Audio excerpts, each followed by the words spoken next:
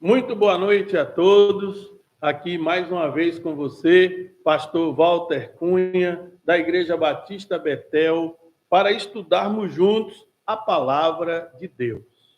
Palavra de Deus que é bálsamo para o nosso coração, alívio em meio às aflições, luz para o nosso caminho. E nós estamos estudando o livro de Segundo Reis. Segundo livro de Reis, nós estamos no capítulo de número 10. Tá certo? Segundo livro de Reis, capítulo de número 10. Nosso título será Jeú, uma missão e uma intenção. Uma missão e uma intenção. Qual foi a missão de Jeú? E qual foi a intenção que ele tinha no coração? São duas coisas distintas e sutis neste texto que nós iremos passar a estudar um pouco mais, tá? Mas antes, eu chamo você para refletirmos um pouco na lição passada. Na lição passada, do capítulo 9 de 2 Reis, que nós estudamos, nós vimos que Jeú era um capitão do exército do rei Jorão, no Reino do Norte. Lembrem-se, nós estamos aqui no período chamado de Reino Dividido. Eu tenho repetido isso para vocês.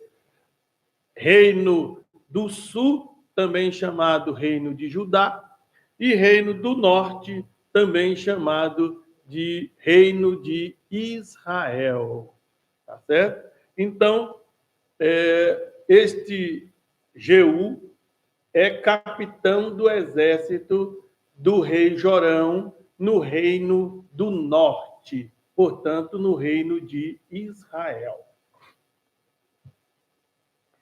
Vimos na lição passada que Deus houvera, por intermédio do profeta Elias, deixado uma missão, transmitido uma missão para que ele pudesse ungir Jeú como rei em Israel.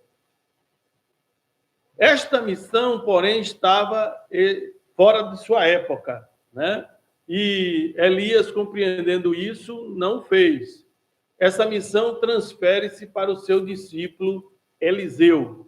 Passados-se muitos anos, então essa missão é cumprida. Nós vimos na lição passada como foi cumprida essa missão, tá?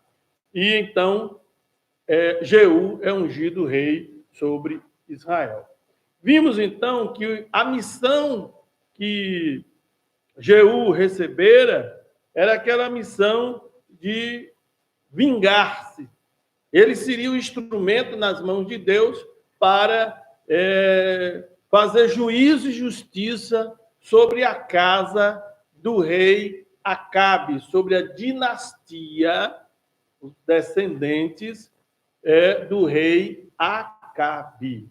Acabe tinha sido um rei mau, perverso, cruel, que juntamente com a sua mulher Jezabel houvera feito inúmeras maldades em Israel, além de ter se desviado dos caminhos do Senhor, servindo a ídolos pagãos, sobretudo a um deus cananeu chamado Baal, e construído, inclusive, um templo suntuoso para Baal, e perseguido muitos dos profetas. O próprio Elias foi perseguido por ele, quase morto pela sua mulher Jezabel.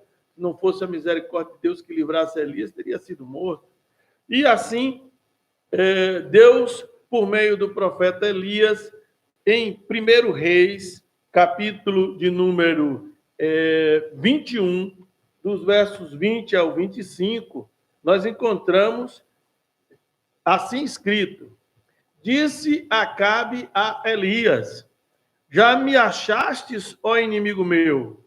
Respondeu ele: Achei-te porque te vendestes para fazer o que é mal aos olhos do Senhor. Esse é o diálogo entre Acabe e o profeta Elias, lá em 1 Reis, capítulo 21, verso 20. Trarei o mal sobre ti e lançarei fora a tua posteridade. Arrancarei de Acabe todo homem, escravo ou livre em Israel.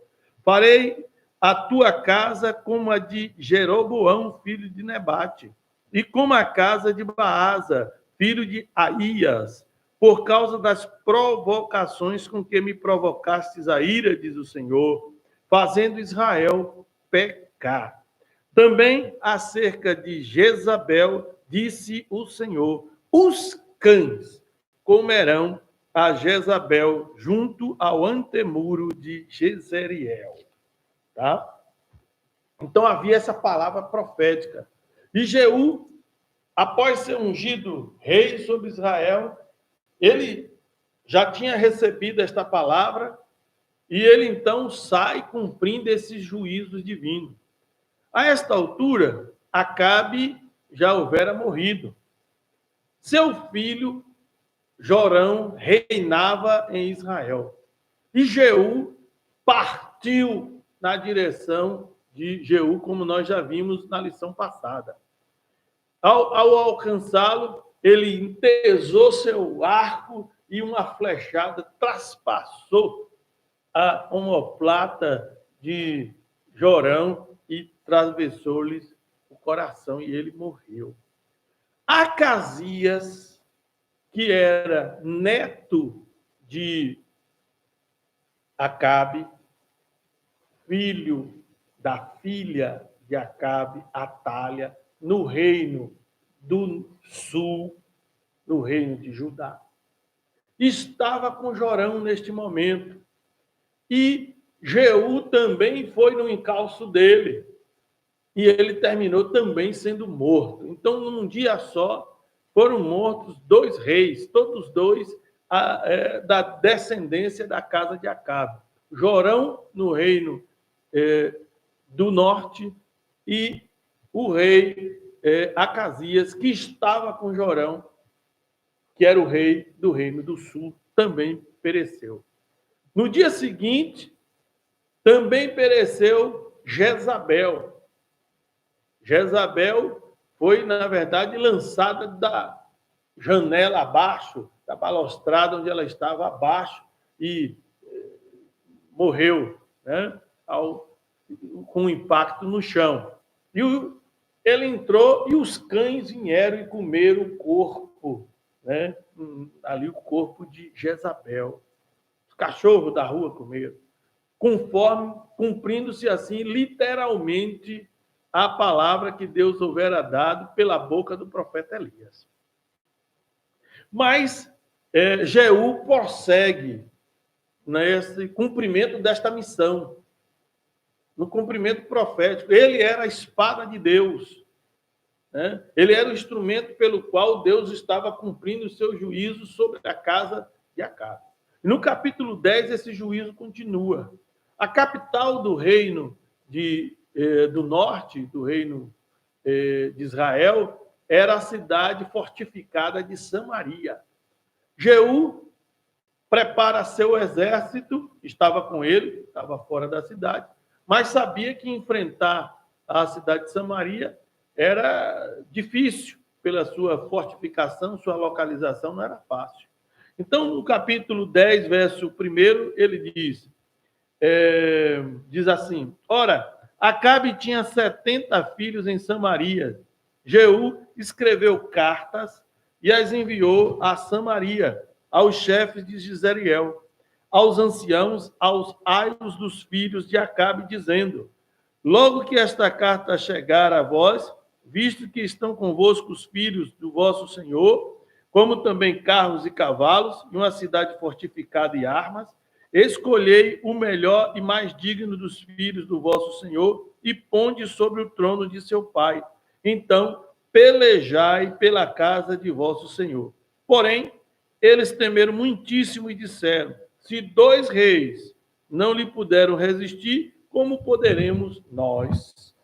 Então, os anciãos de Samaria acharam por bem não constituir ninguém como rei em Israel, até porque eles já percebiam que aquilo que Jeú estava fazendo, na verdade, era juízo de Deus contra a descendência de Acabe. E então, eles não constituem nenhum dos filhos de Acabe, os 70, como rei em Samaria. Jeú marcha em direção a Samaria. E Jeú, então, escreve outra carta, dizendo: se vocês estão do meu lado, então vocês mesmos matem todos os filhos de Acabe que estiver dentro de Samaria. E assim, os líderes e os anciãos de Samaria assim o fizeram. E mataram os filhos de Acabe que estavam em Samaria. O texto diz que 70 pessoas, 70 filhos. Alguns dizem que esses 70 aí é um número simbólico, e na verdade não tinha esses 70, mas não importa. Isso quer dizer que era um número grande dos filhos de Acabe que foram mortos naquele dia. E lhe deceparam as cabeças. Foi tudo colocado, as cabeças nos cestos, e mandado para ser entregue a Jeú. Continuava assim o juízo divino caindo conforme contra a casa de Acabe, tá certo? E a sua descendência. No segundo momento, Jeú, ele vai se aproximando de Samaria, e no capítulo no verso de número 11, eu chamo a atenção desse verso 11 aqui, né, para vocês, porque tem um detalhe nele que depois vai ser muito importante. Assim, verso 11 do capítulo 10. Assim Jeú feriu a todos os restantes da casa de Acabe, em Jezreel, como também a todos os seus grandes, e os seus conhecidos, e os seus sacerdotes, até que nenhum lhe deixou ficar de resto. Os conhecidos de Acabe, os grandes de Samaria, todos foram exterminados por Jeú. O texto, então, grave isso aí, tá? O texto, então, continua e diz que quando Jeú está se dirigindo para Samaria, ele encontra um grupo de 42 homens, por certo, com alguma guarda com eles, porque eles todos eram príncipes do reino de Judá. Do reino de Judá. Eles eram irmãos do rei Acasias, tá certo? E que estavam se dirigindo para Samaria, sabendo da morte de Jorão, muito provavelmente para participarem da coroação do novo rei lá em Samaria. Mas quem eles encontram? Jeú. No meio do caminho estava Jeú, e Jeú estava irado. O texto, então, vai dizer: encontrou os irmãos de Acasias, verso 13, rei de Judá, e perguntou: quem sois vós? Responderam eles: somos irmãos de Acasias, descemos a saudar os filhos do rei e dos filhos da rainha. Ordenou ele: apanhai-vos vivos, e apanharam os vivos, e os mataram junto ao poço de Bet-Equede. 42 homens, a nenhum deles deixou de resto. O juízo continua. Palavra pesada que vem ainda pela frente. Jeú é a espada de Deus trazendo juízo e justiça, vingando os crimes cometidos pela descendência do rei Acabe. Tá certo? Caminha mais um pouco Jeú, já próximo de Samaria, e ele encontra um cidadão de muito respeito, né, que gozava de uma consideração muito grande da sociedade da época, né, e um homem muito temente a Deus, já de renome no reino de Israel. Quem era ele? Verso 15. Partindo dali, encontrou-se com Jonadab, filho de Recabe, que ele vinha ao encontro, saudou Jeú e lhe perguntou: reto é o teu coração, como o meu coração é com o teu? Respondeu Jonadab: é. Então, se é, dá-me a tua mão. E ele lhe deu a mão, e Jeú fez subir consigo ao carro. Jonadab era um sujeito muito, extremamente, diríamos, na linguagem de hoje, conservador, né? Muito, ele não tocava em vinho, não morava em casa construída de tijolos, morava em tendas, e como quer dizer, eles mantinham ainda a tradição de serem peregrinos e tementes a Deus, como forasteiros ali, né? E aquela nostalgia ainda do deserto, como de alguma forma eles viviam ainda os tempos que Moisés vagou com Israel pelo deserto. De alguma forma, Jonadab era essa figura. Mas ele ganhou muito respeito pela sua caráter e tudo mais. E Jeú tinha interesse que Jonadab estivesse do seu lado. Então ele encontra com Jonadab, filho de Recabe, e diz: sobe no meu carro, se o teu coração é igual ao meu, né? E se nós estamos retos diante do Senhor nosso Deus, suba no meu carro, me dê a mão. Jonadab dá a mão a ele e bota ele, Jonadab, no carro, né? E eles adentram a fortaleza de Samaria, Jeú, levando consigo a figura de Jonadab, que era uma figura de muito respeito. Certo? Então, Jeú estava querendo impressionar também ali com o que fizeram. Qual foi o próximo passo de Jeú? Jeú, então, ao entrar em Samaria, ele diz o seguinte: olha, a descendência de Acabe não cultuou direito a Baal. Eu sim é que vou realmente estabelecer o culto a Baal. Ninguém entendeu direito, porque a história que se corria é que Jeú estava a serviço do Deus dos céus, Deus Jeová, é o Deus verdadeiro, e não de um ídolo. Mas ele chega em Samaria e diz isso. Estranha-se também porque Jonadab está do lado dele. E Jonadab era um sujeito que todos conheciam do seu temor a Deus. Mas ainda assim, ele consegue convencer a maioria. E ele convoca uma assembleia solene e exige que todos aqueles que adorassem a Baal estivessem presentes. Porque ele queria prestar uma homenagem a estes e prestar também sacrifícios de holocausto ao deus Baal.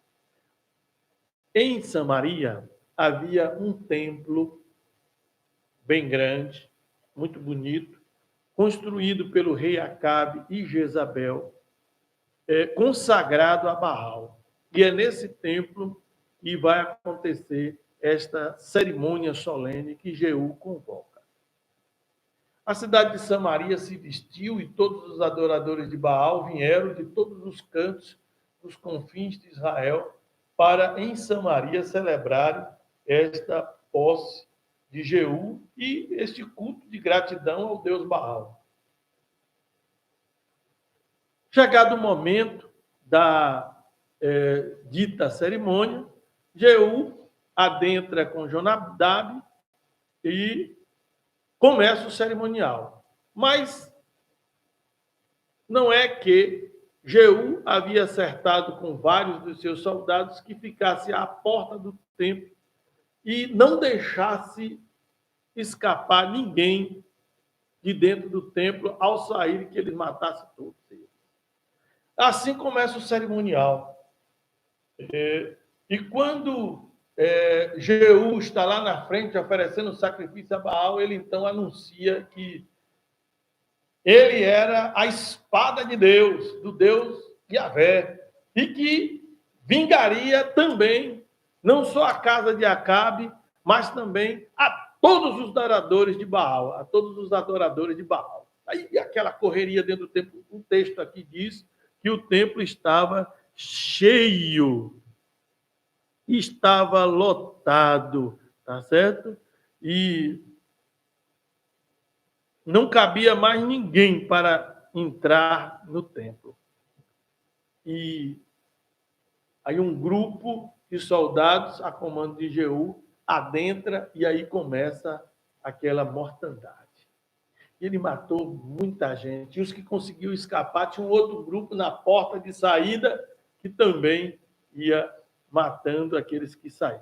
De sorte que eles não apenas mataram a quantidade enorme de adoradores de Baal, quanto eles saquearam e derrubaram as imagens de Baal, os obeliscos que ali haviam, foi tudo derrubado, queimaram, derrubaram tudo. E o texto vai dizer que, verso 27, também quebraram a coluna de Baal e derrubaram a casa de Baal, transformando-a em latrinas até o dia de hoje.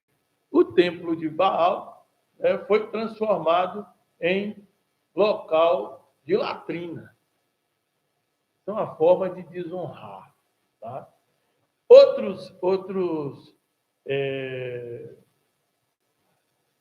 estudiosos dizem que não era latrina no sentido de privada, como a gente está tendo aqui, né? Essa tradução, a palavra cabe em outros sentidos no hebraico. Alguns dizem assim, que ele transformou, na verdade, num lavatório público, tá certo? Transformou o templo em um lavatório público, que também é desmoralizante para um local que era o centro da adoração a Baal. Tá certo? Latrina, o lavatório público, de qualquer sorte, que está em discussão aí, é que ele queria desmoralizar o culto a Baal. Muito bem. Quando lemos até aí, nós vimos que Jeú, então, pastor, cumpriu toda a missão que Deus tinha dado a ele para ser o instrumento do zelo e da vingança. Continuando aqui, então, né? Então, Jeú tinha uma missão, e ele aparentemente cumpriu toda a sua missão, mas ele tinha uma intenção oculta no seu coração, né? Jeú usou o julgamento de Deus sobre a casa de Acabe para satisfazer seus interesses próprios. E aí que está o problema. Jeú usou o julgamento de Deus sobre a casa de Acabe para satisfazer seus interesses próprios. Observai no verso 29, como diz: assim Jeú, 28, destruiu o culto a Baal em Israel. Porém, não se apartou Jeú de seguir os pecados de Jeroboão, filho de Nebate, que fez pecar a Israel, a saber, dos bezerros de ouro que estavam em Betel e em Dan. Pelo que disse o Senhor a Jeú, porque fizestes bem em executar o que é reto aos meus olhos, e conforme tudo que eu tinha no meu coração, fizeste a casa de Acabe. Teus filhos, até a 4ª geração, se assentarão no trono de Israel. Mas Jeú não teve cuidado de andar de todo o seu coração na lei do Senhor, seu Deus de Israel, nem se apartou dos pecados de Jeroboão, que fez pecar a Israel. Ora, irmãos, onde é que esteve o erro de Jeú? O que estava escondido? Isso aqui é a revelação do erro dele, que vai se mostrar depois. Mas durante a execução daqueles juízos, irmãos, Jeú matou mais gente do que o que Deus tinha mandado. O texto lá no verso 11 vai dizer que Jeú não apenas eliminou os descendentes de Acabe, mas também os conhecidos de Acabe. Os grandes da cidade de Samaria, ele eliminou inúmeras pessoas pelo simples fato de ter tido qualquer relação com Acabe. O que é que isso estava escondendo, irmão? Na verdade, Jeú aproveita-se da missão do juízo divino para praticar uma eliminação em massa dos seus possíveis opositores políticos. Entenderam? Ele tinha uma missão e por essa missão ele pegou Jonadab, botou do seu lado, ele saiu dizendo que era o zelo de Deus, tal, mas ele escondia também uma intenção, a de eliminar todos aqueles que pudessem representar no futuro ou que ele imaginou que fossem alguma ameaça ao seu reinado. Isso é muito triste.